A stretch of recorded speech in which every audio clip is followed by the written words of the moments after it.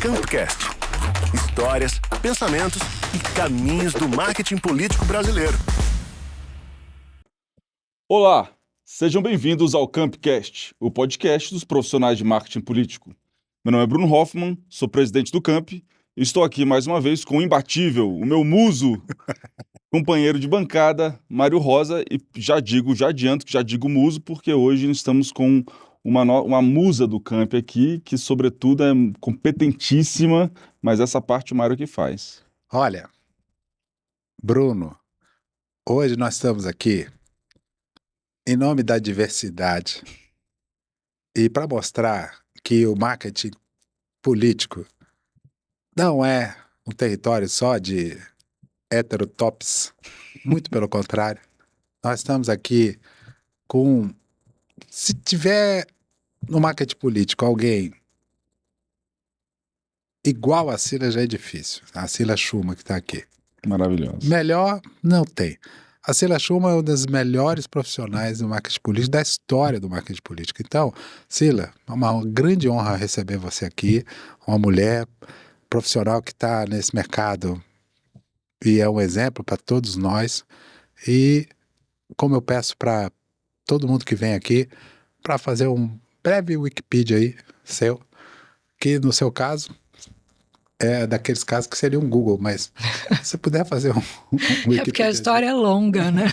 Mas pode fazer. Gente, obrigada pelas apresentações, super feliz aqui com dois amigos queridos.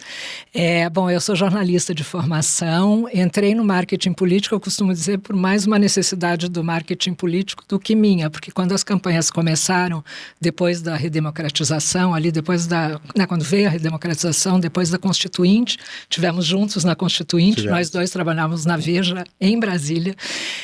Teve uma necessidade de profissionais para fazerem campanha política. E eu tinha começado a empreender naquele momento. Eu tinha saído lá do mundo olerite, da imprensa, começado a empreender, e aí veio a oportunidade de fazer campanha. Eu fiz, gostei, continuei fazendo. Lá na frente, depois de eu fazer muito tempo, aí eu fui estudar. A uma certa altura eu decidi estudar o que eu tinha aprendido fazendo.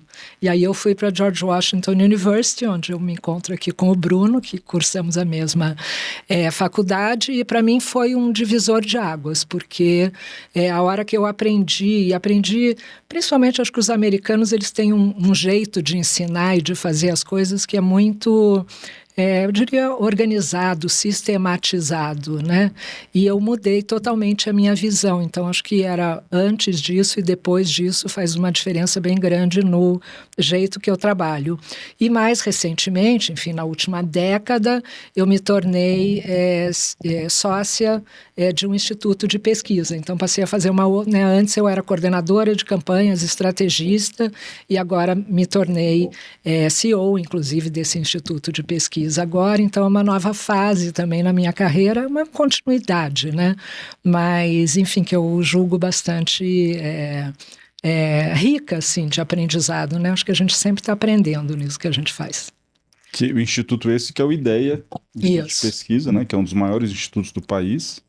Né, e junto com o Maurício Moura também, que é mais um sócio, mais um membro nosso do Camp. Exato. Né, outra pessoa também muito George competente. Washington E também George né? Washington. Aliás, exatamente. eu conheci ele na George Washington. A gente foi almoçar e aí ele Essa começou... história é legal, ele começou a me contar o que ele fazia, o que ele queria fazer, e eu olhei para ele e falei, quero ser sua sócia. Ele tomou um susto e falou, tá nossa, bom. Que legal também. Falei, então pronto. E aí a gente virou sócios. Tem uns 8, 9 anos, sei lá quanto tempo faz isso. E dura muito bem, a gente se dá muito bem. Agora, Cila, conta um pouquinho pra gente dessa sua passagem. Você comentou do jornalismo. Quando virou essa chave? Quando você começou a mexer com opinião pública, com gerenciamento de crise, com imagem? Em que momento, que oportunidade essa chave girou aí? Olha, eu fui jornalista, né? Eu costumo falar que eu tive várias vidas, né? Então, eu tive uma vida de jornalista que eu comecei muito cedo, o Mário também começou muito cedo, a gente era super criança nessa época da Constituinte, eu não estou de brincadeira, era mesmo. Eu eu resolvi a uma certa altura sair do jornalismo para empreender mesmo. Eu queria fazer mais coisas, eu tinha muita curiosidade, né, eu sou jornalista até hoje, eu me sinto jornalista, mas eu queria fazer mais coisas. E aí eu abri uma assessoria de imprensa. E os primeiros clientes que eu tive foram da política exatamente por isso, porque estavam começando as campanhas ali nos anos 80, né, a gente está falando. Então, eu tive logo, já participei de campanhas da presidencial ali de 1989, e aí, aliás, primeiro, eu fiz a campanha de 88, que foi uma oportunidade que surgiu pelo seguinte, essa história é pitoresca. Apareceu para mim como job, dentro dessa minha empresa de assessoria de imprensa, escrever os programas de um candidato a prefeito de Curitiba. Ele escreveu o programa de rádio, o programa de TV, ele tinha, 3 minutos, eu acho, na época ao todo, né, de horário eleitoral, e eu topei, que era trabalho, né, escrevi aquele negócio.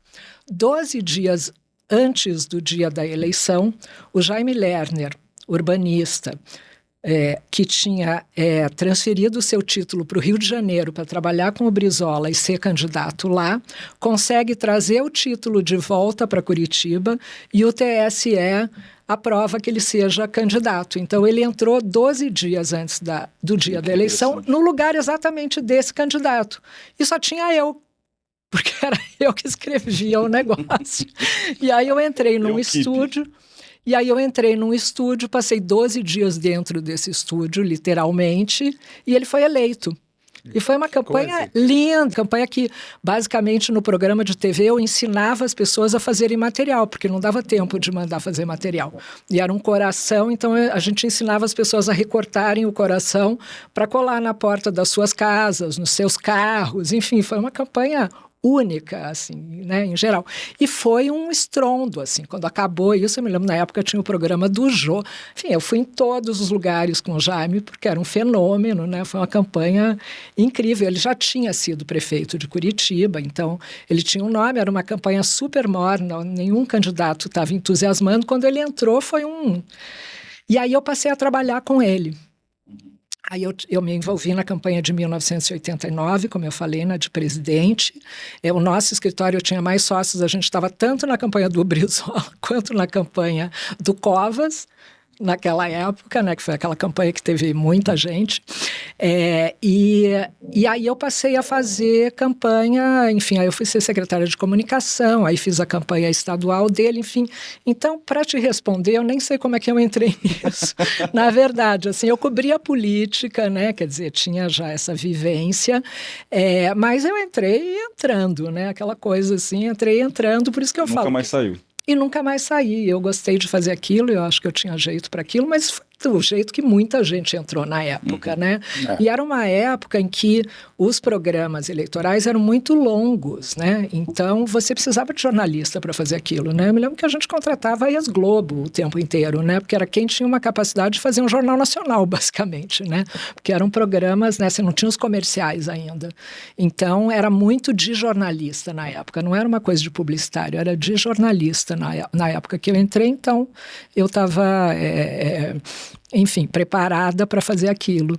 E acho que estava todo mundo aprendendo junto aqui no Brasil. A gente não tinha uma escola... Aliás, a gente não tinha nem política, né? Quem dirá uma escola de campanha, né? Não tinha nem eleição. Não tinha nem eleição, exato. Então, quer dizer, então, eu acho que eu entrei por isso e acho que o Jaime foi, de fato, muito importante na minha carreira, porque eu passei a trabalhar com ele.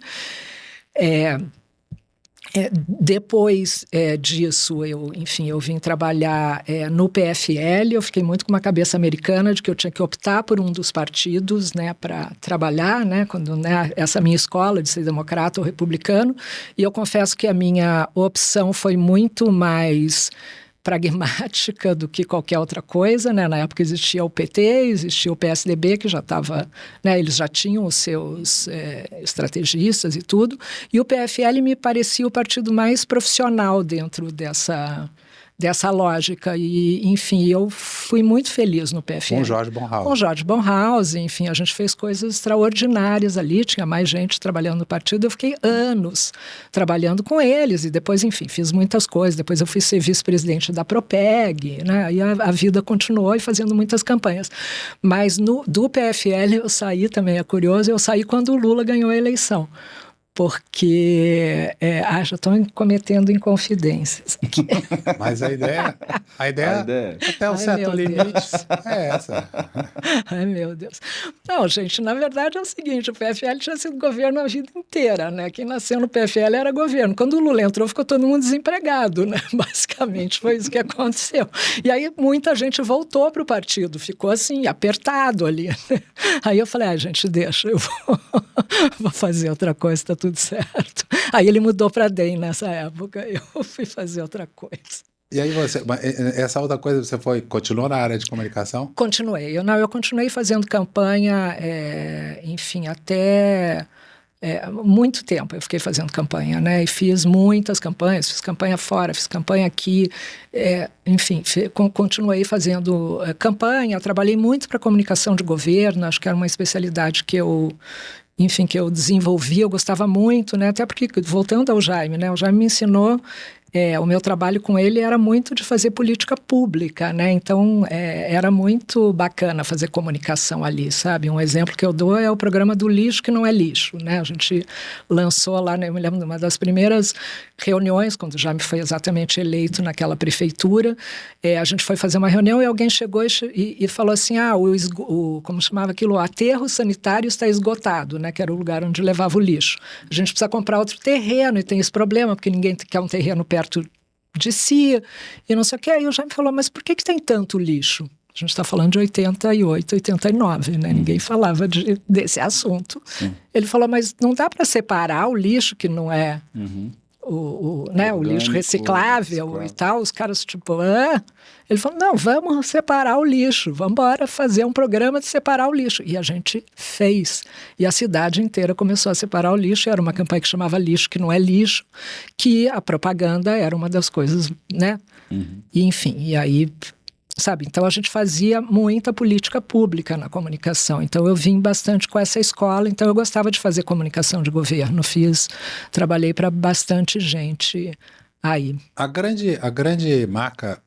Tem várias marcas do Jaime Lerner, mas a grande marca dele foi a transformação urbana, dos grandes projetos de transformação urbana em Curitiba, principalmente como prefeito.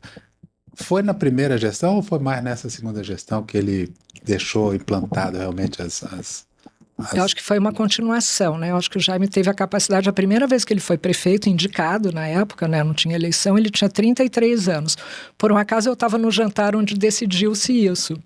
Porque, enfim, eu era criança, mas eu estava lá. Ele tinha 33 anos e ele entrou com aquela ousadia de quem é jovem e que ele tinha se formado na França, vindo com ideias, e ele fez já a primeira grande transformação na cidade. Depois ele foi prefeito de novo, e depois que ele foi eleito, nessa terceira vez que eu fiz essa campanha. E eu acho que ele fez uma coisa tão... impressionante, que os prefeitos que vieram depois dele fizeram uma continuidade. Ele teve o Saul Raiz, que foi um grande prefeito, que absolutamente continuou, depois ele voltou, e mesmo os prefeitos em oposição a ele, que tentaram tirar algumas coisas, não conseguiam, porque o Jaime e Curitiba ficou uma coisa misturada, sabe? O que ele fazia era maior do que ele. Você coloca um ponto que eu acho muito interessante, porque nós estamos vivendo, especialmente hoje, eu pergunto para vocês dois até, uma descrença total na política, né? Uma coisa assim como se política não servisse para nada, a não ser para criticar. Mas o exemplo do Jaime Lerner é o oposto disso, né? Porque existe antes dele e depois dele Curitiba, não é? Quais são as marcas que ele deixou? Se não tivesse existido ele, o que seria Curitiba e o que ele deixou de marcas assim que são transformadoras em Curitiba, por exemplo? Porque com isso a gente também discute esse papel da política, né? E, sobretudo no ano de eleição municipais. Eu acho que eu passaria aqui 8 programas falando disso. Sim, mas as coisas não, eu sei, mas eu tô me lembrando só uma das coisas, assim, quando eu era criança, jovem mesmo, né? Se falar que era de Curitiba era um mico, né? Tipo assim, da onde você é? De Curitiba. O cara já te olhava, tipo, coitada, né? Depois do Jaime, principalmente depois dessa terceira gestão, virou um hit, né? Você falava que era de Curitiba, que era todo mundo vinha falar com você, né? Até para namorar era bom. Genial.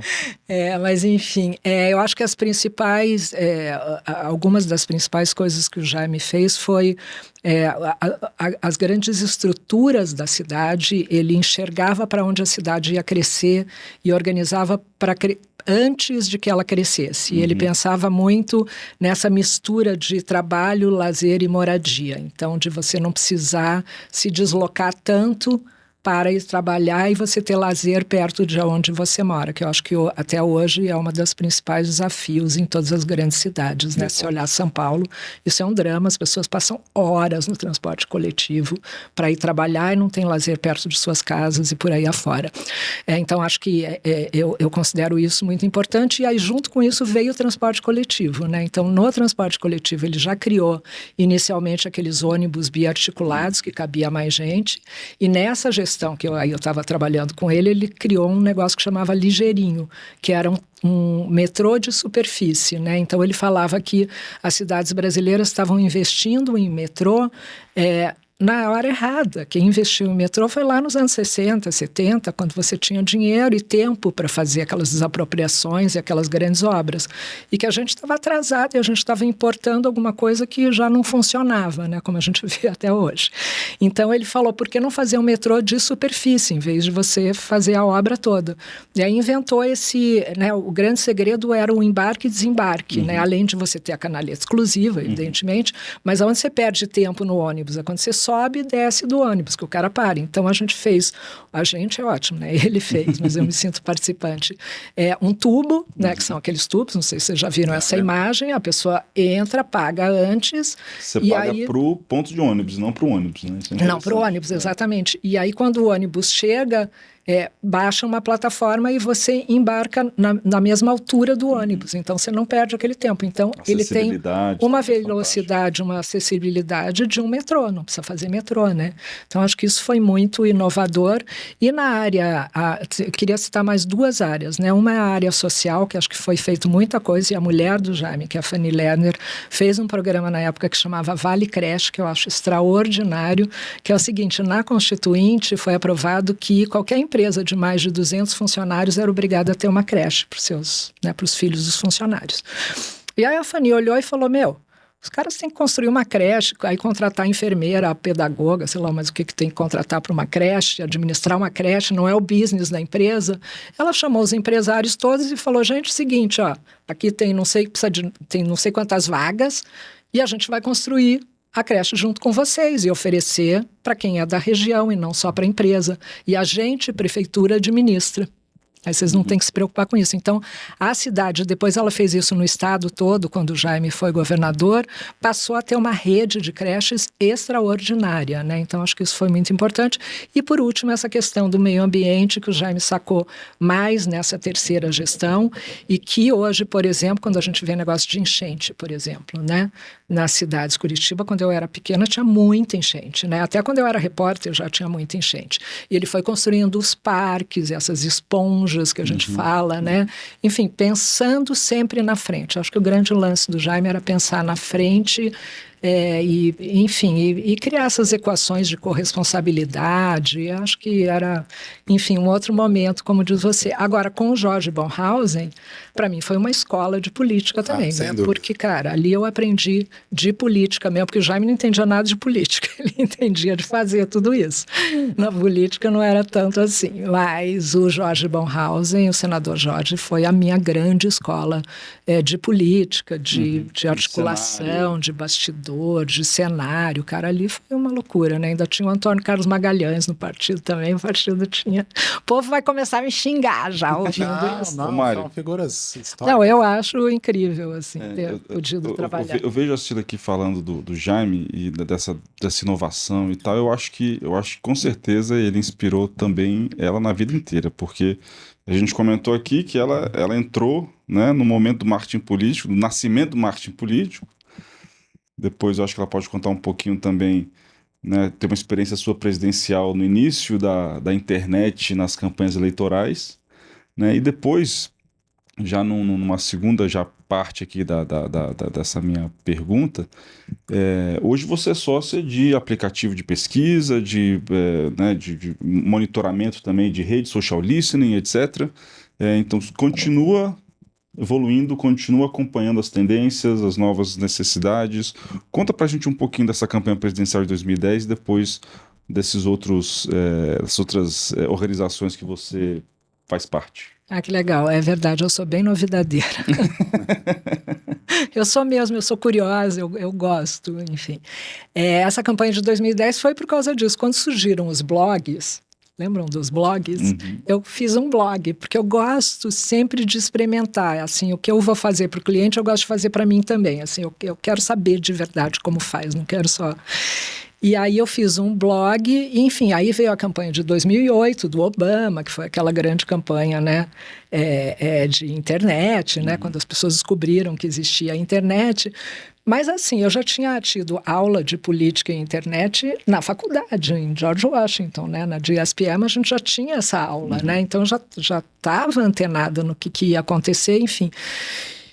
E acabou que, por alguma razão, eu, naquele momento da campanha de 2010, eu era talvez a pessoa que tinha mais experiência com marketing político e com internet que o PSDB achou, basicamente. Não porque eu era tão especialista, mas porque eu realmente experimentava, falava disso, estudava isso, conhecia. Isso foi na campanha presidencial do José Serra de 2010. Quando o PSDB me contratou, não tinha nem o Serra ainda, não se sabia quem ia ser o candidato. Então eu entrei na época a gente fazia assim, organizar o CRM, eram coisas bem básicas, assim, de que os partidos não tinham. Tem partido que não tem até hoje, vamos combinar, né? Mas enfim. Exato.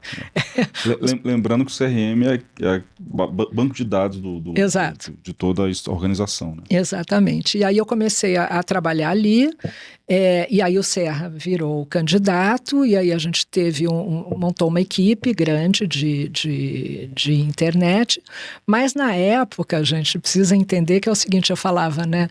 Nessa época a internet não sentava na mesa da estratégia, a internet era uma coisa separada. Totalmente. Era tipo assim, o povo da internet, era uma segunda classe, terceira classe da campanha, era tipo, então nossa, foi uma campanha que foi engraçadíssima até, porque a gente era despejado o tempo todo de algum lugar, sabe? A gente tinha que ir para outro, chegava no escritório, alguém falava, não, agora você não senta mais aqui, tchau.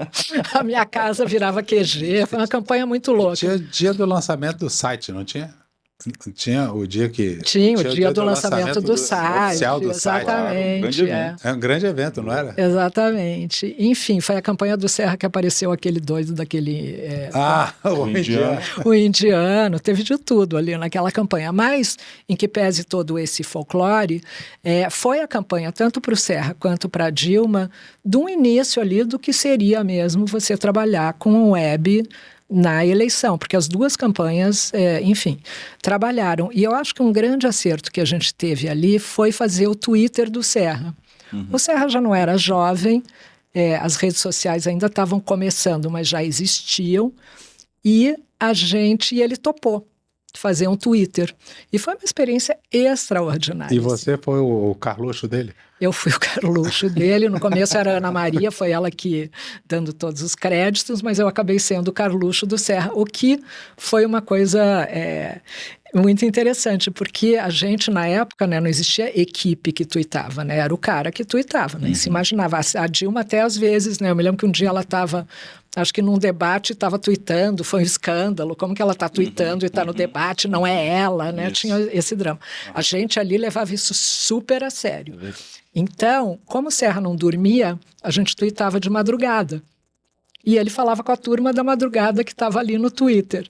E isso tornou ele muito popular e foi muito legal. Assim, o jeito que a gente entrou, ele entrou querendo aprender, todo mundo ensinava. Enfim, era outra época, né? Como se fala, era quando a internet era mato. E como é que era a definição da persona Twitter dele? Você definiu isso? Sim, a gente definiu isso. Ele era o cara que era, bom, primeiro madrugadeiro, que tornava ele muito simpático. O Serra tinha essa fama de antipático, né? Isso fez com que ele fosse fosse aceito ali como uma pessoa divertida, digamos assim, interessante. Tornar isso que antes, eu acho... Né? Isso que antes era um defeito, as pessoas reclamavam muito dessa coisa do Serra ser notívago, né? Todo mundo que trabalhava com ele reclamava, a gente acabou transformando isso numa vantagem. A gente falava de política, mas não muito.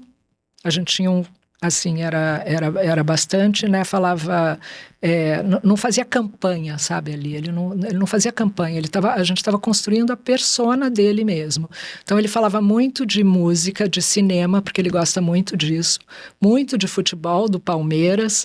Então, era uma persona em que a gente tornava toda essa coisa que as pessoas olhavam o Serra como um cara ranzinza numa coisa simpática, interessante, acessível, divertida. Ele conversava com muita gente, foi fazendo amigos. E assim, quando a gente começou, ele ainda estava no governo, né? Então, ele começou a perceber também, foi muito interessante isso no começo, porque ele tinha um Twitter, mas o governo não podia ter rede social na época. Existia essa questão, né? Na área pública, você não podia entrar em rede social, na repartição. Só que acontece que a gente começou a resolver um monte de problema, porque as pessoas mandavam DM dizendo, olha, aqui não sei aonde, não tem o delegado, no hospital não sei das quantas, não tem não sei o quê. E a gente pegava tudo isso e mandava para quem era de direito, entendeu? Tipo, a gente tem que resolver esse problema aqui, vamos embora. E a gente começou a governar ali. E a mídia sempre cobrindo também, né? E a mídia cobrindo muito. Tanto é que ele foi campeão de seguidores, né? O cara do Twitter veio aqui visitar ele, enfim, ele virou um personagem twitteiro, assim. Então foi uma coisa muito legal. Agora, para mim, o que ficou foi que eu nunca mais consegui dormir, gente, porque eu fiquei aí bastidores de campanha. Como é que você faz para trabalhar com essa pessoa que não dorme, né? Até porque eu tinha que estar acordada na hora que ele estava, porque, como eu disse, a gente levava muito a sério. A hora que ele tuitava era a hora que ele tuitava. E aí eu fiquei amiga dos seguranças, né? Que é uma coisa que a gente faz sempre, né? Fiquei amiga dos seguranças e eles me avisavam quando ele dormia. Então eu dormia também. E eles me avisavam quando ele acordava, então eu acordava também. E ele dormia nos espaços assim de umas 3 horas. Que loucura. E eu comecei a dormir igual. Quando acabou, eu nunca mais consegui dormir 6 horas seguidas. Eu demorei, eu acho que uns 8 meses para voltar a dormir normalmente depois da campanha. E eu me dei super bem com o Serra. Todo mundo brigava com ele, falava mal dele. Eu adorei trabalhar com o Serra. Ele é muito inteligente, muito bem-humorado. Enfim, eu adorei trabalhar com ele. Eu tive esse privilégio também na campanha de 96. Eu adorei. E você gostou? Adorei. Ah, que legal. Ele é chato, mas... Não, ele é chato pra cacete. Mas ele é admirável. Admirável. Não, e um cara que realmente queria fazer a coisa, né? Também era um cara de políticas públicas, né? Também, né? O Serra fez coisas extraordinárias, né? No Ministério da Saúde, enfim, coisas incríveis. Fez história, realmente. Fez muita história, né? Também era um cara de políticas públicas, então eu gostava muito. Dando um triplo capado aí, quando você entra aí no século XXI com tudo, né? Você sai dessa imersão total no século XX, onde você viveu tudo, embora a gente estivesse em 2010... Agora você está no século XXI, na ponta do século XXI, fazendo medições de redes sociais, de tudo mais. Como você vê o mundo que você vive hoje, comparado com esse mundo que você viveu também? Que avaliação que você faz desse mundo da comunicação? A partir desse instituto que você mede a pulsação, né? Você tem o pulso da conversa que hoje passa por essas redes, com esse outro mundo que você viveu também intensamente. Como você compara? Eu sou da pessoa que sempre olha o copo meio cheio, né? Eu acho que a gente tem tanto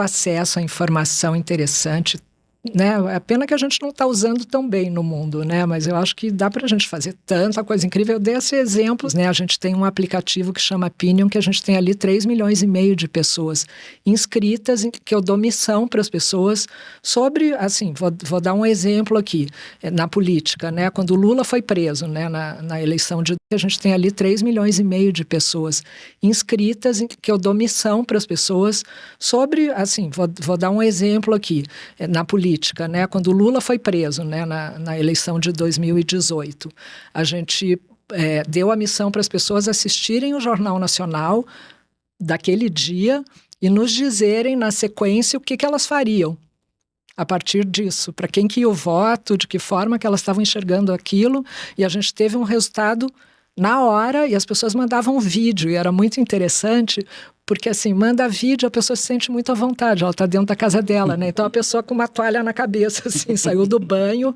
e falando, não, eu acho que eu vou votar no candidato que ele vai indicar, não, eu acho que eu vou mudar, vou ver outra alternativa, enfim, né? Então a gente tem resultados assim com um volume muito grande de pessoas e que dá para ser muito criativo fazendo. No Ideia, a gente usa todos esses recursos e mistura eles todos, digamos assim, né? Eu acho que hoje em dia é muito difícil você se fiar só numa pesquisa, né? Digamos, eu fiz uma quant. Tá bom, entendi tudo que as pessoas acham. Não entendeu. Não entendeu só com uma quant o que as pessoas acham. Primeiro porque o pensamento das pessoas ele é volante, elas não acham a mesma coisa o tempo inteiro. Ela pode achar isso hoje, mas ela vai ser impactada por alguma coisa ali na rede social e vai mudar de ideia ali na frente. Então eu tenho que estar monitorando e cruzando o máximo possível de ferramenta, né, que a gente tem, e o Bruno é super especialista, né, nisso também, para entender, né, o que as pessoas querem. Então a gente usa muito isso e depois, sei lá, tem problemas que viram oportunidades, né? Eu acho muito legal o negócio das qualis, né? Grupo de pesquisa qualitativa, para quem está assistindo a gente e não tem tanta familiaridade, a gente sempre fazia numa sala, ou numa sala que a gente chamava sala de espelho, em lugares especiais, né, que você tinha uma mesa, um espelho. A sala de espelho era porque os especialistas ficavam do outro lado assistindo. Aí você botava lá, sei lá, 8 pessoas em volta de uma mesa com um moderador e botava um assunto para discutir. Só que isso você precisava fazer um recrutamento na rua, porque, né, para você resolver qual era o perfil dessas pessoas. Eu quero... hoje eu vi mulheres que votam no candidato X que tem de 18 a 24 anos. Eu preciso achar essas mulheres na rua, levar elas para aquele mesmo horário, ou você podia fazer isso numa sala de hotel, enfim. Com a pandemia, o que aconteceu? Bom, primeiro assim, com o nosso aplicativo e tudo, a gente, com toda a tecnologia que a gente tem, o recrutamento já ficou muito mais fácil já há muito tempo, porque eu sei quem são as pessoas.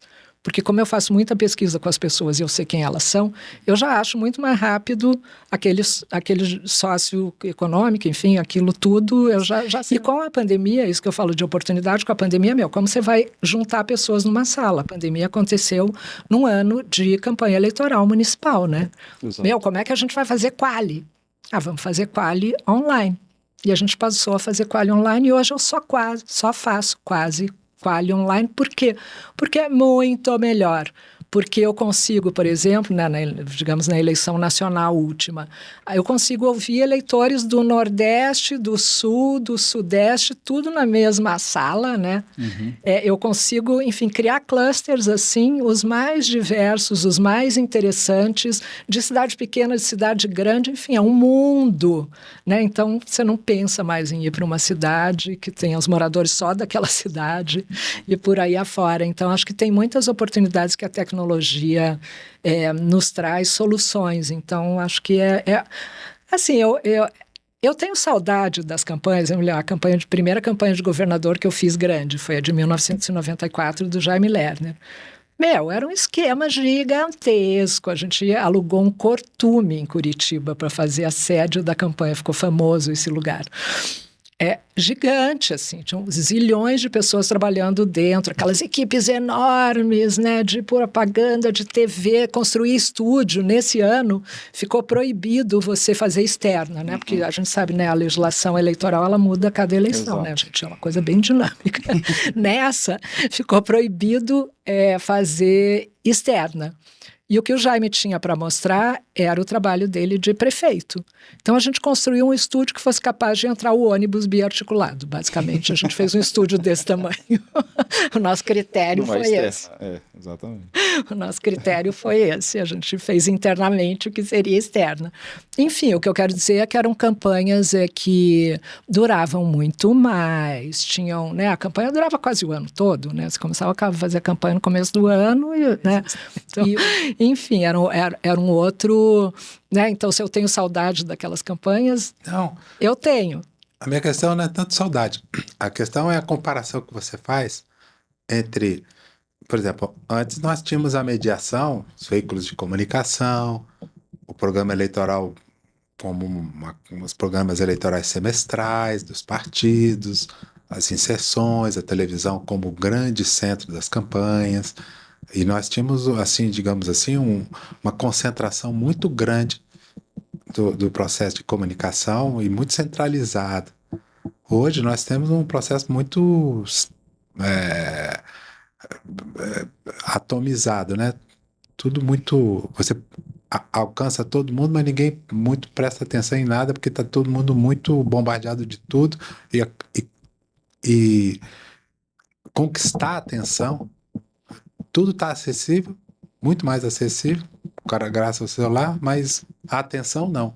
Antigamente a atenção era mais fácil de atingir, né? Tudo era mais concentrado. Então, como você compara esses dois momentos, e sobretudo no processo de persuasão, no processo de convencimento, como se ficou mais desafiador hoje, em primeiro lugar, e como trabalhar essas duas realidades, se na verdade era mais fácil antes, se tornou mais difícil, ou se cada momento tem a sua dificuldade, como você vê isso? Acho que sim, acho que cada momento tem a sua dificuldade e acho que hoje a gente vive essa coisa realmente da campanha permanente. A gente, né, quando veio essa tese, digamos, da campanha permanente, era outra coisa, queria dizer outra coisa, queria dizer que no governo você também tinha que se comunicar, né? Hoje, campanha permanente é o seguinte, o cara mal ganhou e ele já está sendo emparedado pelas pessoas para ele se posicionar, para ele entregar, é tudo mais urgente, é mais rápido, o cara fica doido, né? Quer dizer, é muita pressão mesmo, né? O cara entra, já tem metade da população que é contra ele, porque a gente vive essa polarização, né? Que não tem mais, né? Ele já entra com uma oposição gigante. E aí, cadê? Não entregou? Vamos lá, né? E essa coisa do lacrar, então eu acho que para os políticos acaba tendo mais, digamos que uma vantagem maior, esses políticos que, vou usar de novo essa palavra, que lacram, né? Que causam essa emoção, seja através da raiva, do ódio, né? Dessa coisa que eu acho muito, eu acho pessoalmente muito pesada a política hoje e muito difícil exatamente de você fazer a política pública, como eu estava falando, porque também ficou tudo igual, né? Eu acho que no momento em que até pela própria legislação, né? Quando todo mundo acabou tendo que investir igual em saúde, educação, os projetos, né? Não muda tanto de um projeto para o outro, muda, né? A gente acaba discutindo hoje o banheiro unissex, cara. Né, com tantos problemas que a gente tem para resolver. Não tem saneamento. Exatamente, não tem saneamento, mas o que mobiliza as pessoas hoje, né, as pessoas, por exemplo, uma coisa que para mim é nova, né, tem a famosa história do James Carville, né, que é aquela história do It's the Economy Stupid. Vou contar aqui para quem não conhece, a gente que é do meio, todo mundo já está cansado de ouvir isso, mas o James Carville era o estrategista do Bill Clinton e aí alguém foi fazer um comercial, algum tipo de comunicação sobre um assunto X e ele escreveu no quadro, né, do QG, It's the Economy Stupid, ou seja, a economia é estúpido, a campanha sobre economia, sobre o bolso, não vamos falar de outro assunto, e isso, enfim, é uma coisa que, né, quando a gente dá curso, a gente fala disso, porque é sobre a mensagem, enfim, tem todo um... Mas não é mais a economia, gente, isso que eu quero chegar, né? Eu estou falando disso porque é a primeira vez que eu vejo que a economia não reflete mais a decisão de voto, especialmente porque as pessoas não acreditam mais na economia. Quero dizer, dando o exemplo do Biden, a economia nos Estados Unidos melhorou, mas a população acha que não. Assim, com dados, gente. Tem os dados da economia, de desemprego, de PIB, disso, daquilo, e as pessoas só não acreditam que aquilo é verdade. Então, a gente entrou num momento em que eu acho que a gente está numa crise mesmo, né? A gente está numa crise e eu acho que para a gente que trabalha com isso e não quer entrar nessa, né? Que não quer lacrar, que não quer, né, usar de... ficou difícil. Tem poucas campanhas aí que a gente tem visto interessantes e tal, né? Eu acho que ficou mais complexo nesse sentido. Eu mesmo sendo otimista, eu acho que, assim, muitas vezes a política também é rasa, né? Fica meio no nível da fofoca, eu acho, né? Todo mundo fica sabendo que não sei o que lá aconteceu e, o que você acha? Não, eu sou contra, não, eu sou a favor, mas você não sabe nem o que você está falando. Né? Acho que tem muita, né? Sem planejamento estratégico nenhum, né? Tem muita informação e pouca formação também, né, na política, né? Especialmente aqui no Brasil, né? Então as pessoas se informam muito sobre as coisas, mas elas não tiveram uma formação histórica, sociológica, né? Bom, Cila, a gente falou um pouco aí da sua experiência com eleições, mas se você pudesse aí, né, para o nosso pessoal que está sempre assistindo a gente sempre tenta trazer também outras formas, outras demandas que o mercado como um todo da comunicação oferece, que a nossa expertise pode colaborar, né? E eu acho que você, como gestora de crise, né, tenho certeza que tem histórias fantásticas aí, de até cases famosos que aconteceram já na história aí da corporativa brasileira. Primeiro, eu queria saber se você pudesse dizer para a gente aqui um pouco como você pensa como gestora de crise, né? Um cliente te liga, aconteceu um problema, né? Qual a sua primeira reação? Como você, né? Que você se preocupa? Quais as perguntas chaves que você precisa? Que tipo de equipe? Enfim, um pouquinho desse cenário.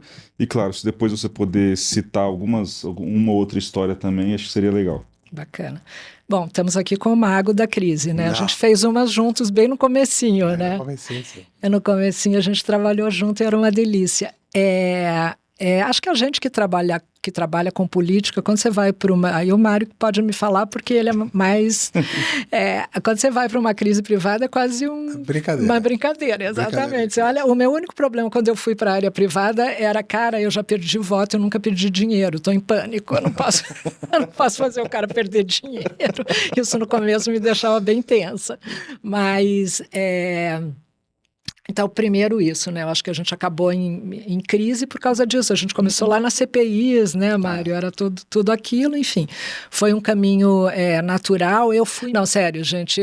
A primeira grande crise empresarial que eu fiz foi a do Abílio Diniz com o Casino. O Mário estava do outro lado. Nossa, né? Mas uma convivência... Maravilhosa, mas acho que foi a primeira, assim, eu já fazia crise, já tinha trabalhado em muitas crises, mas eu acho que... O pessoal entendeu, o Casino era do Grupo Carrefour, é isso? Não, do Grupo Casino. Grupo Casino. Para resumir, houve você me corrija, o Abílio Diniz, um grande titã do capitalismo brasileiro, que morreu recentemente, infelizmente, e ele... criou a maior rede de varejo do Brasil. Em um determinado momento, quando a economia brasileira não estava bem, ele fez um acordo com o Grupo Casino, que é francês, para a venda do Grupo Pão de Açúcar, o GPA. Isso. Bom, aí tinha um prazo para haver essa execução. Nesse momento, ele pensou em fazer uma associação com o Carrefour, que é o concorrente do Casino na França, e fazer uma multinacional, fazer uma participação do GPA como parte, e eles se tornar, criar uma espécie de multinacional brasileira de varejo e transformar a parte do GPA, do Grupo Pão de Açúcar, como ser dono do Carrefour Mundial. O que significaria desfazer esse contato que ele tinha feito. Aí se entrou com uma injeção de recursos do BNDES. Bom, e aí a discussão ficou que tinha acordos internacionais, contratos internacionais, se ele podia ou não podia rescindir essa parte, se dava ou não dava, aí começou uma briga muito grande, empresarial, de dois casos muito grandes, de um lado e de outro. Então, a briga foi sobre isso, se ele estava rompendo um contrato ou se ele tinha o direito de fazer se era bom para o Brasil naquele momento, ter uma empresa como, por exemplo, o 3G fez, uma multinacional na área de alimentos, de cerveja e tal, papapá. A briga era sobre isso, na verdade.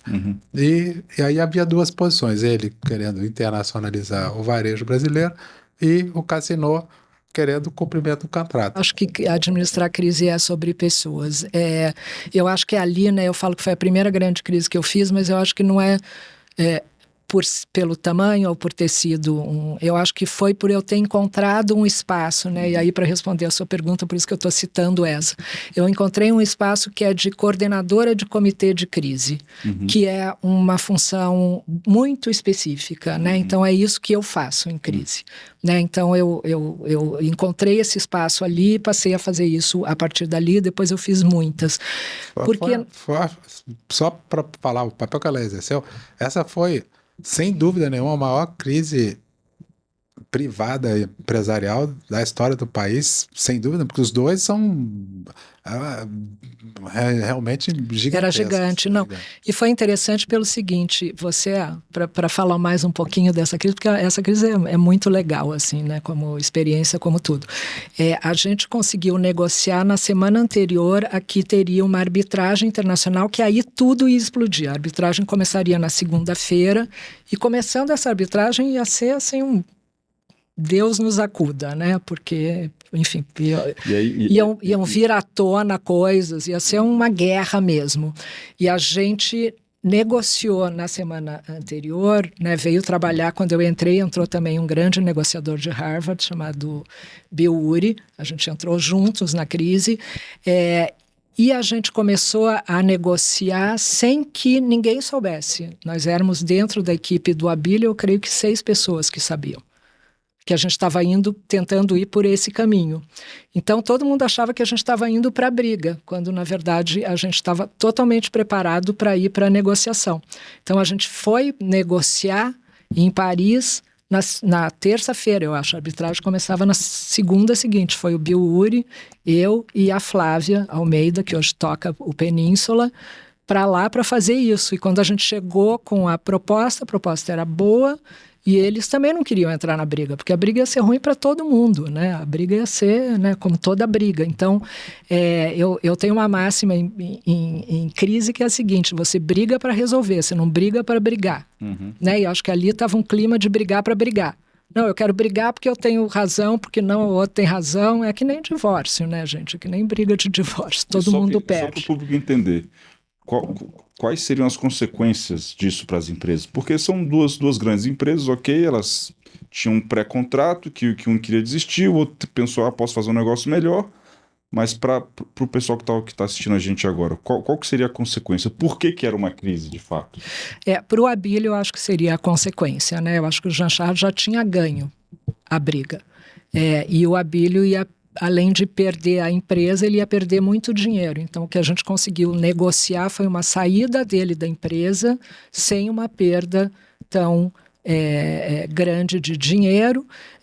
Enfim, eu acho que a gente fez um acordo. Todo acordo, gente, tem que ser bom para os dois lados. Não existe um acordo que não é bom para os dois lados. Então, esse foi um acordo bom para os dois lados. E teria, assim... Para não ter risco de imagem. Esse acordo foi fechado em 2013, setembro de 2013. Na época, pareceu que o Abílio tinha cedido, que ele de alguma maneira tinha perdido e tal, não sei o quê. A realidade mostra, com 11 anos que se passaram, o Grupo Pão de Açúcar teve resultados terríveis, ele teve o resultado econômico maravilhoso em termos financeiros. O acordo foi extremamente... Se ele tivesse ficado, ganhado, ele tinha perdido. Exato. E ele perdendo, ganhou. Entendeu? É isso. E o Cassino, que ganhou, perdeu. Tanto que uma das fontes de prejuízo permanente, porque a economia depois entrou em 2013, por acaso... Teve aquele movimento das ruas, depois tivemos o impeachment, depois tivemos todas as recessões, pandemias e tudo mais, e esse ativo se desvalorizou demais. Então você vê como perder e ganhar é uma coisa muito relativa. Perfeito. Quando você vê Perfeito. no longo prazo, né? Perfeito, perfeito. E assim, aí voltando à sua questão, o que acontece nas crises, e por isso que eu citei divórcio? Fica emocional. Mesmo com grandes empresários, com pessoas que você olha e fala, fica emocional, você começa a discutir a respeito de coisas laterais, sabe? Então, eu acho que a gente que trabalha com isso, tem muito de psicologia, tem muito do cara confiar em você. Acho que em campanha política também tem isso. Sim. Você pode ser a melhor pessoa do mundo, mas se o cliente não confia em você, ele não vai fazer, ele vai ouvir outras pessoas, vai ficar perdido, né? De você traçar uma estratégia e conseguir executar. E acho que esse papel que eu faço de coordenar o comitê de crise, aí, respondendo a sua pergunta, significa o quê? Veio a crise, falei com o cliente, olho e falo quem são as melhores pessoas para essa crise. No jurídico, na assessoria de imprensa, em outras áreas que sejam necessárias, tá certo? Na sequência, quem vai participar do comitê de crise, ou seja, quem é que vai decidir? E depois criar a governança e a dinâmica desse comitê de crise, porque tem que acabar em consenso e alguém tem que tomar a decisão, né? Não dá para ficar, e as pessoas, como eu disse, é emocional, né? O cara que está, né? E as crises são por várias razões, né? A maior delas eu acho que por negação, enfim, tem uma série de motivos pelos quais a crise acontece, mas você tem que saber qual é o objetivo ali, né? Como é que você sabe, porque tem coisas que são muito complicadas, né? Que são muito difíceis, né? A gente está falando aqui de uma briga, de um contencioso empresarial, mas tem crises que são, né? Que atingem a pessoa, que atingem a honra, enfim, que são, né, de outra natureza. Então, eu acho que é o que a gente faz, né, e o Mário faz isso super bem, é isso, ajudar essas pessoas a terem um trabalho de comunicação, de estratégia fundamental, mas também de direcionar todo Para conciliar o que o marketing político pode ter a ver com a gestão de crise, porque ela também tem essas múltiplas, ela tem múltiplas profissões. A campanha política nada mais é do que uma crise com o dia para acabar. É verdade. Sim. Não é só isso. Mas essa outra crise, você não sabe exatamente quando acaba. Se acaba. E se acaba, ela não tem um horário eleitoral. E muitas vezes ela volta. O horário eleitoral é todo contra você, porque está todo mundo falando mal de você. Você não tem como falar bem de você, todo mundo te atirando. Então você só tem... E nesse sentido, Mário, aquela sua pergunta anterior, na crise eu sinto mais isso do que na campanha política, essa mudança, porque as crises antes, elas aconteciam na imprensa, né? Então você tinha lá meia dúzia de jornais, de emissoras de TV, whatever, com quem você se comunicava. Então eu vou vender uma matéria para o Fantástico, eu vou responder para o Jornal Nacional, eu vou fazer não sei o quê, não sei aonde, vou conversar com não sei quem. Hoje a crise acontece na internet, na rede social. E muitas vezes o seu cliente, na maior parte das vezes até, né, o seu cliente ele não está na rede social, ele não faz ideia do que seja rede social. Quando eu falo de negação é porque muitas vezes o cliente diz, não, isso não está acontecendo, não existe uma crise. Ninguém está falando disso. Ou ao contrário, ou está todo mundo falando disso, porque na sua bolha está todo mundo falando disso, você está recebendo um WhatsApp. Então a gente e eu acho que e as crises são móveis, né? Elas são móveis. Quando você fala que não tem dia para acabar, elas são móveis. Elas aumentam, diminui, volta lá, daí alguém resolve falar. né? É uma administração. Agora, eu acho que com os instrumentos que a gente tem hoje, falando de confiança, é muito melhor de fazer crise, porque assim, por exemplo, quando você tem um bom monitoramento de internet e você tem pesquisa e uma série de coisas, você tem elementos mais racionais, né? Maior materialidade para você conversar com o cliente, Sim. porque senão ficava uma coisa de, você acha isso? Não, mas eu não acho, né? E a gente não é que acha, né? A gente é profissional disso, mas pode ficar assim. Eu acho que eu uso muitos instrumentos hoje, especialmente de monitoramento para lidar com as crises. Eu acho que é sensacional ter isso. E ter o histórico das crises, né? Quando você tem um cliente já há bastante tempo, justamente essa angústia que você falou. Ah, meu Deus, e agora? Não, calma, lembra daquele problema que a gente teve há 6 meses atrás? Não, é só 1%. Ah, então tá. Então o cara toca o dia dele, ele percebe que não é crise. É muito legal. É muito bacana. E agora, assim, eu passei a trabalhar muito com o mercado financeiro, com ideia, né? O Maurício e eu, a gente desenvolveu um produto desde 2018, que é um produto em que a gente faz leitura de cenário para o mercado financeiro nas campanhas presidenciais brasileiras. E a partir disso eu acabei me aproximando muito do setor de bancos e enfim, da área financeira mesmo, né? Dentro desse papel, acabou que o Maurício saiu do IDEA, inclusive eu me tornei CEO porque ele foi liderar um fundo de investimento em eleições no mundo inteiro, porque a gente começou a perceber o tanto que a gente consegue hoje prever determinados ganhos no mercado a partir de resultados eleitorais, como os resultados eleitorais são importantes para o mercado, né, cada vez mais importantes para o que acontece no mercado. A gente fez um piloto na última eleição brasileira, né, então a gente fez a gente acompanhou algumas eleições no mundo e investiu com um parceiro nosso para realmente ter a experiência, viu que funcionava e aí o Maurício seguiu para fazer esse fundo que eu é bem interessante, que chama Zaftra. Até o pessoal entender um pouco melhor também. Às vezes você pega um candidato específico, né? Tem 2 candidatos principais. Você já entende que, olha, se esse ganhar, vai ter mais investimento em petróleo. Se esse ganhar, vai ter mais investimento em outra. Então, obviamente que isso mexe nas bolsas. E é justamente a expertise desse fundo do Maurício, etc. Então, mexe do ponto de vista prático, mete muitos interesses. Né? Mexe em moeda, mexe em uma série de... É muito interessante isso. Para falar aqui no caso brasileiro, se tivesse ganhado Bolsonaro, o agronegócio, provavelmente, as empresas do agronegócio teriam, isso sem querer criar, estereotipadamente. Sim. E com o presidente Lula, certamente a Petrobras ia retomar mais os investimentos e tal. Eu acho que um exemplo bem simples é o de São Paulo, né, com Tarcísio ganhando o Sabesp, né? Sabesp privatizada, né? Esse é um exemplo bem simples. Então, isso tudo envolve posições de investimento antecipado, né? Então isso significa dinheiro. É muito interessante ver essa sua variedade de experiências e tudo relacionado, no final das contas, à informação, à comunicação. Você vê que você não vai atrás de ninguém para obter informação, não é alguém que você vai bater no gabinete de alguém para obter informação privilegiada. Você é uma produtora de informação, de conteúdos, né?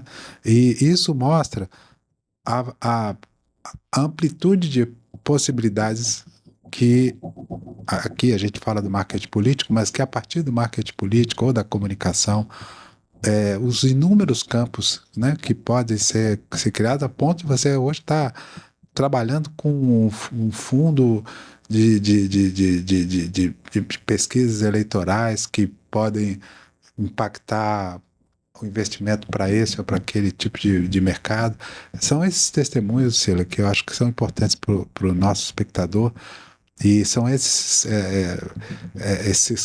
conhecimento que você traz que vira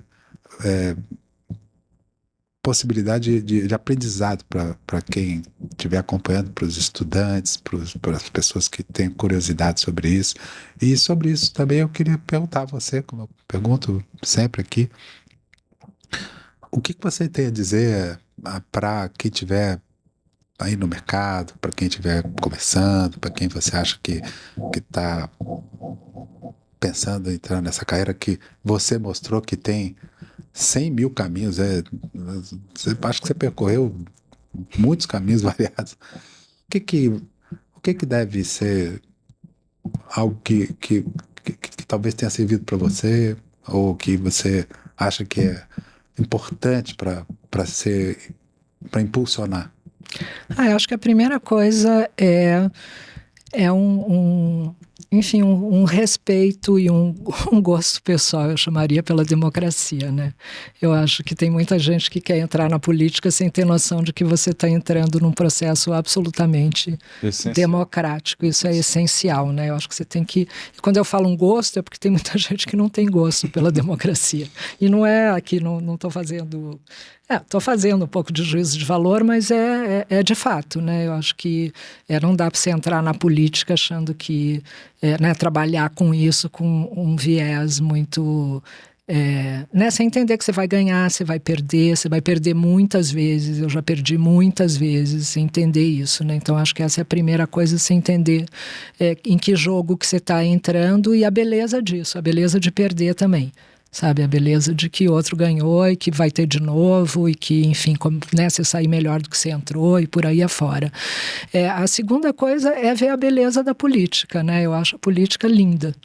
Assim, em que pese esse momento que a gente está, que é triste, né? Eu acho que a política é linda e não tem nada ainda melhor do que isso para a gente viver, né? Então, como sociedade mesmo, né? Então, eu acho que você gostar de política, você gostar...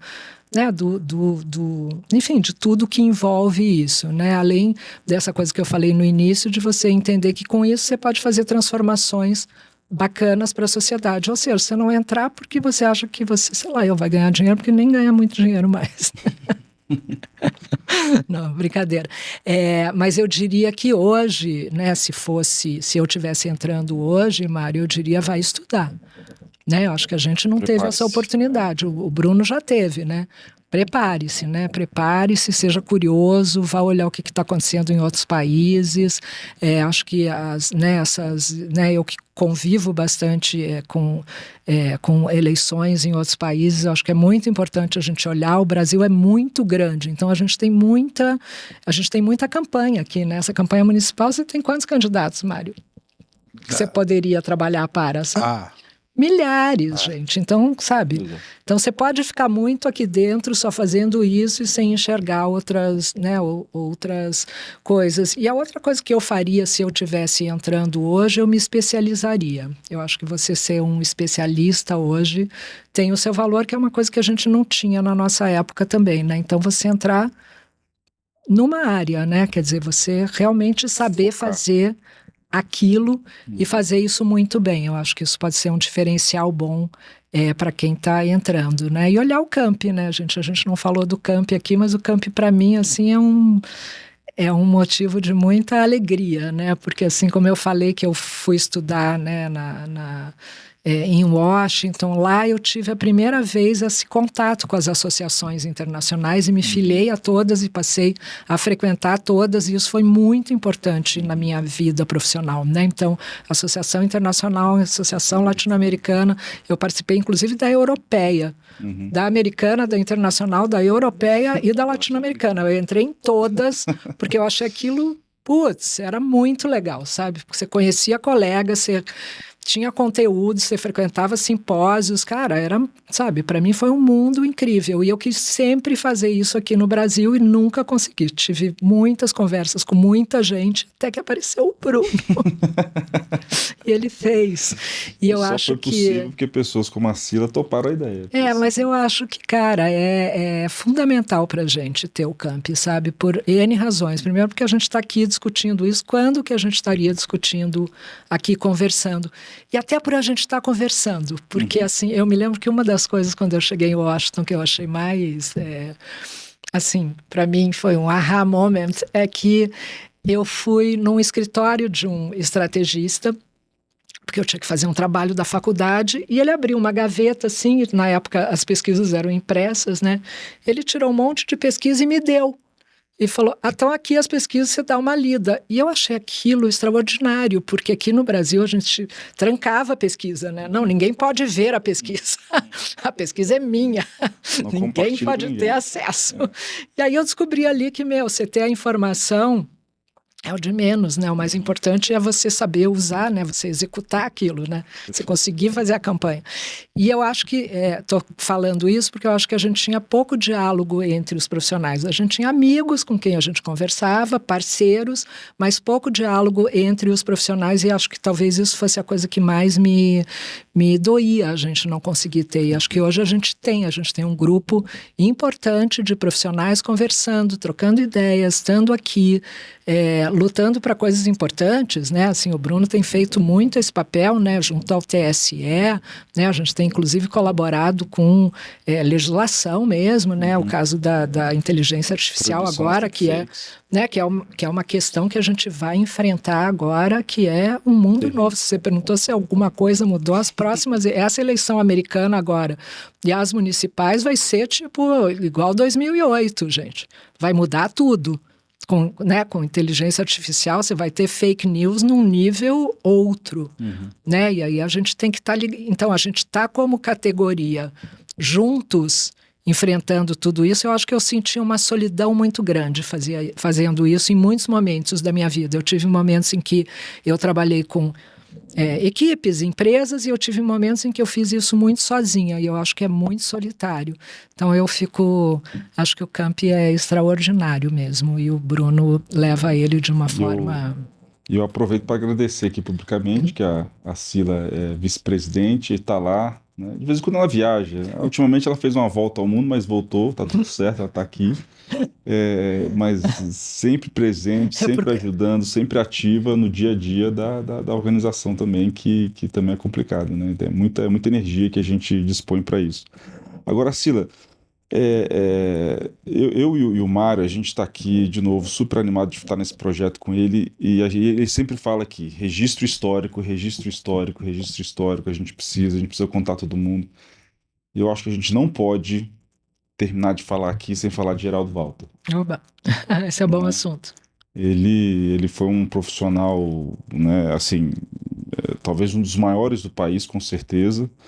Pena que nos deixou de forma muito breve, mas acho que, enfim, você que poderia dizer mais do que ninguém um pouco sobre ele, a representatividade que ele tem, enfim. Sobre a criatividade dele também, coisas que você viu, peças que você viu. Não falar só da pessoa, mas também do profissional, porque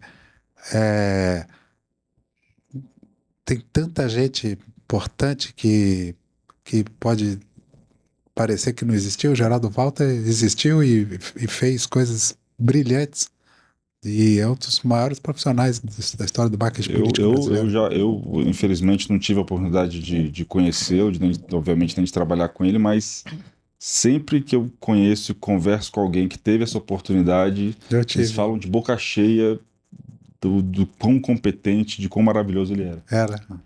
É verdade, o Geraldo, eu acho que ele fez um jeito novo de fazer campanha no Brasil. Eu não tenho dúvida de que ele fez um jeito novo de fazer campanha com equipes e com...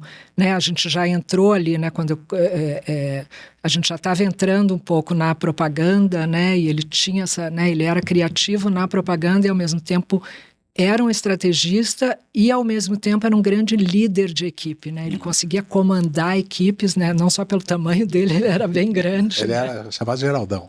Geraldão. Ele era, né? Ele conseguia, e ele fez equipes, montou equipes extraordinárias e criou muitos talentos ali junto dele, né? Eu acho que, enfim, ele fez campanhas memoráveis, como, né? Quando eu conheci o Geraldo exatamente naquela campanha do Jaime Lerner, essa história é engraçada. Eu vim a gente achou que a gente precisava de um publicitário naquela época para a campanha. E aí a gente veio atrás do Nizam, veio atrás dos publicitários que a gente conhecia, do Washington Oliveto, Nizam, sei lá, essas pessoas. E aí o Nizam falou, olha, eu não faço, mas agora eu tenho um sócio da Bahia que faz. Então, eu posso atender, sim. Eu falei, tá bom. Aí me liga essa pessoa e fala, oi, Sila, aqui é o Geraldo Walter. E eu comecei a rir, eu achei o nome dele engraçado. Eu era jovem e boba. Mas, enfim, eu falei, tá bom, Geraldo Walter, então vem aqui.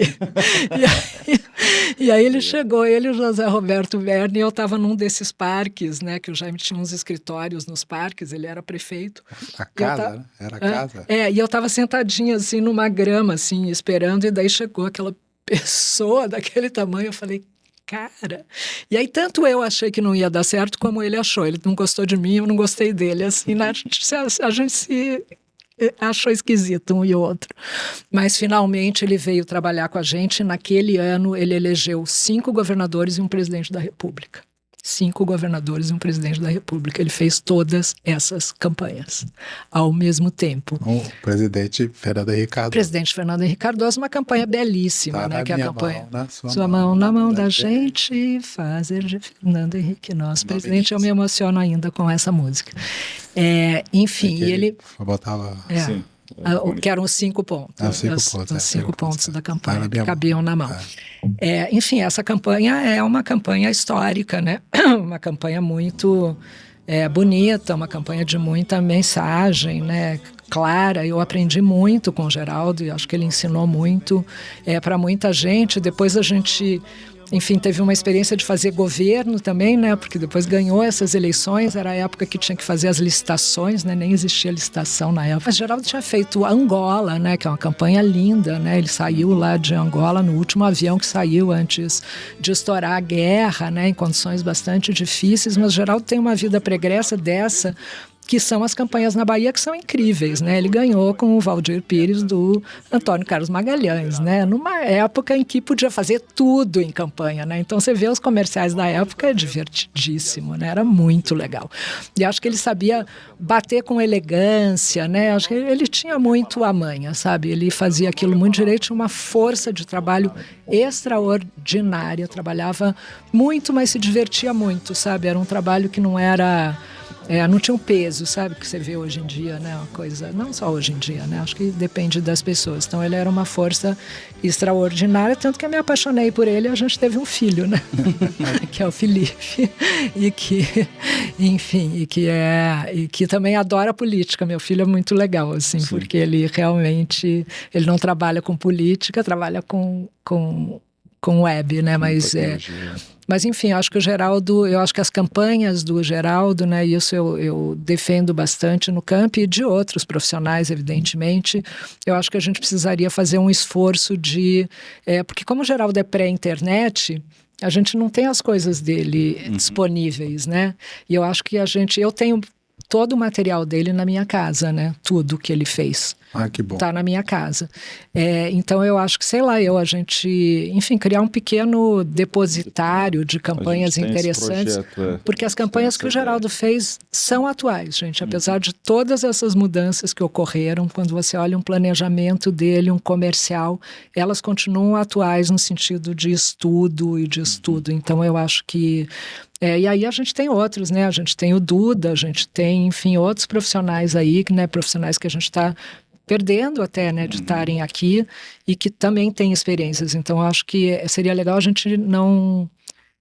Eu vou usar de novo a palavra perder, mas a gente não perder, né? E acho que para as gerações que vêm na frente, entender, né? A gente que vem desse mercado, né? Que se educou no mercado americano, cara, você olha até hoje os comerciais, né? Desde o comercial lá da Daisy, né? A gente... I love Ike. Exatamente, né? A gente... I like Ike. Exatamente, a gente ainda se... aprende com aquilo, né? Então eu acho que nas campanhas brasileiras, até porque a gente não tinha o camp e tudo isso, ninguém nunca se preocupou com isso, mas eu acho que é uma coisa que eu gostaria muito de fazer até... I like Ike o Ike é o presidente... Como era o nome do general? Era o general... Eisenhower. Era a Ike, né? Então, I like Ike. Eu gosto do Ike, quero. Enfim, mas eu acho que a gente tem que... Enfim, eu tenho isso até como uma questão pessoal que eu nunca consegui fazer, até por isso, né, que você falou, muita gente não conhece, porque as pessoas vão sumindo, né? Isso é muito esquisito, né? Eu acho. Assim, porque para mim o Geraldo é presente todo dia, né? Mas, né? E para quem trabalhou diretamente com ele, tudo isso, mas as pessoas vão sendo... Primeira campanha que eu fiz, eu tive o privilégio de poder tê-lo como tutor ali. Foi um privilégio. E ele tinha toda, né, eu acho que essa coisa da informação, por exemplo, né, o Geraldo era muito profissional nisso, é incrível porque ele não estudou fora também, ele tinha um talento mesmo, né, e uma antena. Então, sabe, toda essa questão de informação, né, Mário, você lembra, né, as campanhas eram, assim, gigantescas no sentido de informação, de levantar informação sobre o programa de governo, sobre o opositor, fazer oppositional research. Ele tinha a campanha completa, ele enxergava tudo isso antes de qualquer um ter... Enfim, eu pelo menos não conhecia ninguém que fizesse. Eu passei 3 meses num buraco lá, trabalhando igual um cavalo só. Não tinha nada.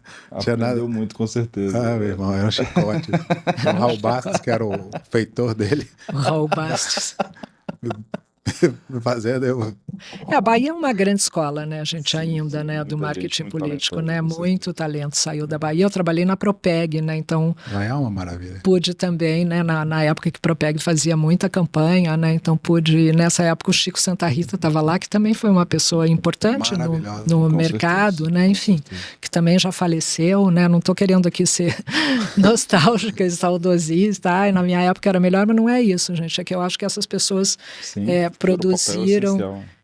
produziram e com relação ao Geraldo especialmente, assim, eu tenho inclusive material escrito, assim, sabe, planejamentos inteiros de campanha que a DM9 me deu depois, né, quando ele faleceu, né, que estavam lá, ele era sócio da DM9, né, sócio do Nizam, e enfim, ele criou a DMI, né, que na época foi uma coisa muito nova, que era uma DM9 institucional, exatamente para trabalhar essas contas de governo, de tudo isso que a gente faz hoje, né, ele já também enxergou aquilo, enfim, acho que tem muito para aprender aí com o Geraldo. Bom vocês terem perguntado disso, muito legal. E eu sonho com ele muito. Legal, bonito isso. Tem acho que também um último ponto que a gente também acha essencial, principalmente você como líder de mercado, mulher, né, você também está sempre muito envolvida em projetos, em tudo que tem a ver com, né, o Camp. A gente tem feito um incentivo para a gente ter cada vez mais mulheres associadas a nós. Nosso número tem crescido. Enfim, conta pra gente um pouquinho sobre isso. Acho que tem uma iniciativa nova também sua, né, nesse sentido. Enfim, é muito bom e o Camp sempre apoia isso, né? Muito legal. E a gente tem aumentado o número de mulheres, eu também tenho ficado super feliz, porque, enfim, né, eu fui uma das poucas mulheres durante muito tempo, né, às vezes quase a única, né, na minha função, inclusive, né, de tocar a campanha, não tinha. E hoje você vê muito mais mulheres entrando, mas ainda é difícil, né, gente? Não por causa do marketing político, mas pela política, né? A política é um lugar masculino, né? Você olha para os partidos, você olha, né, é um lugar hierarquizado masculino, né? Então é difícil para uma mulher, né, seja ela política, seja ela profissional, ter um respeito ali, enfim, conseguir fazer. Mas aí eu lembro muito lá na GSPM, quando eu estava estudando lá, Hillary... A GSPM é a Graduate School of Political Management, que é justamente essa escola da George Washington que a Cila comentou mais cedo. E a Hillary ia ser candidata. Era a primeira vez, né? O Clinton era o presidente quando eu estava lá e a Hillary tinha o projeto de ser candidata. E eu me lembro que um professor chegou e falou: a campanha de mulher é muito difícil, porque ou a mulher é uma bitch, né? Que a tradução é o quê? Uma mulher arrogante, uma mulher... alguma coisa arrogante. Uma coisa depreciativa. Assim. Depreciativa. Mas ou ela é tipo essas mulheres que a Hillary inclusive se encaixa nisso, né? Ou né, considerada como tal, porque aí acha que a mulher está sendo masculina, está sendo... Né? Ou ela é sensível demais e as pessoas não acreditam que ela vai conseguir resolver os problemas. Não vai conseguir, se tiver uma greve da polícia, ela não vai dar conta porque ela é muito delicada. E eu fiquei muito com esse ensinamento e um pouco com essa vontade de ajudar mulheres na política. Então, eu já trabalhei com muitas mulheres. Já fiz campanha de muitas mulheres. não sei se vou recordar, mas foi New Hampshire, em um desses estados no começo que a Hillary chorou. Você lembra? Que como isso machucou. Ela estava super bem. Exatamente. E ela estava uma tendência ótima em vários estados, e aí num desses discursos ela chorou e e piorou a imagem dela drasticamente. É impressionante isso. Muito, Então, muito é muito difícil. A mulher sofre, enfim, várias camadas aí para ser candidata e depois na política. E eu sempre, desde o começo ali da minha carreira, que eu procuro fazer campanhas de mulheres. Já fiz muitas campanhas de mulheres e gosto de fazer. E ultimamente surgiu uma outra necessidade aí, que é falar com o público feminino eleitores, porque você tinha antes uma diferença ali no eleitorado que era muito mais regional, de classe social, enfim, tinham outras variáveis. Hoje você tem uma diferença de gênero gritante entre eleitoras mulheres e eleitores homens na hora de votar. É muito diferente, está cada vez mais separando. As mulheres demoram mais para decidir, elas são mais pragmáticas no voto, elas esperam da política soluções concretas, então elas entram menos na polarização. Enfim, tem uma série de diferenças. Hoje, se for para as meninas mais jovens, então, é gritante a diferença entre homens e mulheres. E aí, vendo isso, eu propus para o Renato Meirelles, que é um colega, que tem um instituto chamado Locomotiva, que eu gosto muito, a gente é muito amigo, propus para ele a gente trabalhar junto para fazer uma iniciativa para estudar mulheres, tanto ajudar mulheres candidatas, como estudar o eleitorado feminino para atender todos os candidatos. E a gente criou o W-Lab, eu acabei envolvendo o Pinion, Ideia e o Renato, e a gente está fazendo já vários estudos sobre tema mulher, que não vai ser só na política. Eu já fiz uma pesquisa agora muito interessante sobre as municipais, como é que as mulheres vão votar, né, nacional, enfim, então tem muitos recortes ainda para dividir com todo mundo sobre o que as mulheres estão pensando das campanhas municipais, e a gente fez uma muito legal agora, que é a mulher e o futebol. Né, qual é a dificuldade, né, o que as mulheres acham do futebol, qual é a dificuldade delas para ir num estádio, né, uma série de questões a respeito de futebol e as mulheres, e a gente pretende fazer mais muitos estudos aí focando só em mulher. Eu estou bem animada com isso. Vocês veem que algum pratinho meu vai cair, né, gente, que eu estou com muitos pratinhos na mão. Mas por enquanto eu estou indo. Tá tudo girando. Tá tudo girando, a gente está indo. Parece aqueles drones iranianos, é muito drone. Mas eu me dedico a tudo isso, gente. Aquele drone, agora que não é mais fogos de artifício, né? São show de luz de drones, né? Não é o drone, não é drone para destruir, é drone para iluminar. Isso, exatamente. E eu ainda me divirto muito, gente. Não é que eu só trabalho, mas eu trabalho muito e eu adoro trabalhar, gente. Eu gosto de fazer coisas, eu adoro. Eu tenho muito entusiasmo em fazer essas coisas, e sei lá, mesmo essa junção com o Renato Meirelles, por exemplo, é uma junção que tem muita gente que não entende, fala, mas vocês não são concorrentes? Eu falo, isso é uma coisa feminina, é você juntar dois concorrentes para fazer uma coisa melhor. Então é isso que a gente vai fazer, e enfim, acho que é assim. Sila, você já tem, mas a gente está aqui também entregando novamente aqui o PIN para os nossos entrevistados do nosso Campcast, né, o nosso selo de qualidade. Você representa muito bem isso, e eu acho que o Camp cresce enfim, com a sua participação. Então tá aí para representar e agradecer o seu tempo e as suas histórias nesse registro aqui de mais um Campcast. Já vou colocar aqui, muito obrigada, gente, adorei. Não sei se eu vou conseguir colocar, consegui. Ai, gente, parem de me olhar, falem alguma coisa. Qual o contrário de misógino? Quando a pessoa é meio contra homens, é o quê, hein? Deve ser... Pronto, coloquei. Não sei. Eu não sei, mas sem fazer nenhuma crítica aos profissionais homens que nós entrevistamos, vai ser difícil fazer uma conversa tão boa como... Ah, é que vocês são muito gentis também. Gostam de mim, a gente é amigo também. Vamos falar, gente. É verdade. É muito variada. Muito variada. Eu acho que a única coisa que ela não fez foi o quê? Trocar a lâmpada de estúdio, deve ter trocado também. Qualquer coisa. Não, isso eu já fiz. Já fez. Então, qualquer coisa ela fez. Gente, eu falo uma coisa melhor. É isso aí. Uma honra, Cila. Muito obrigado. Obrigada a vocês, foi ótimo. Muito obrigado, pessoal. Mais um Campcast para vocês.